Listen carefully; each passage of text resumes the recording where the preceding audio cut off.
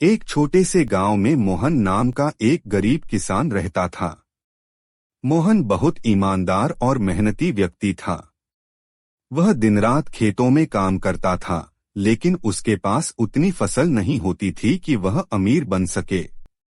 फिर भी वह हमेशा खुश और संतुष्ट रहता था, क्योंकि उसने कभी बेईमानी का सहारा नहीं लिया।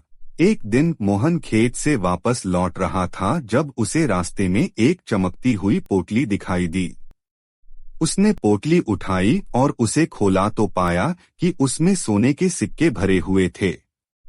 मोहन ने कभी इतना सोना नहीं देखा था।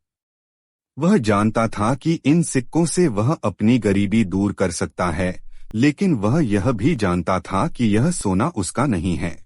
मोहन ने तुरंत फैसला किया कि वह इस पोटली को उसके असली मालिक तक पहुंचाएगा। वह गांव के मुखिया के पास गया और उसे सारी बात बताई। मुखिया ने मोहन की ईमानदारी की प्रशंसा की और घोषणा कर दी कि जिसने भी यह पोटली खोई है, वह आकर इसे पहचान ले। कुछ दिनों बाद गांव का एक धनी व्यापारी आया और उसने पोटली के बारे में बताया। उसने कहा कि यह पोटली उसकी है और उसने इसमें कितने सिक्के थे यह भी सही सी बता दिया। मुखिया ने पोटली व्यापारी को लौटा दी। व्यापारी मोहन की ईमानदारी से बहुत प्रभावित हुआ।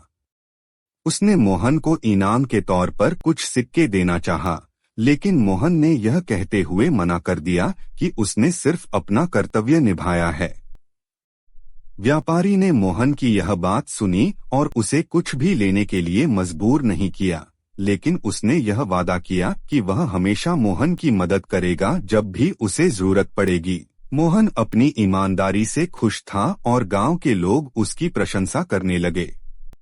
उसकी ईमानदारी का परिणाम यह हुआ कि उसके जीवन में खुशियां और समृद्धि धीरे धीरे बढ़ने लगीं। उसके खेतों में अच्छी फसल होने लगी और उसे कभी किसी चीज की कमी नहीं हुई।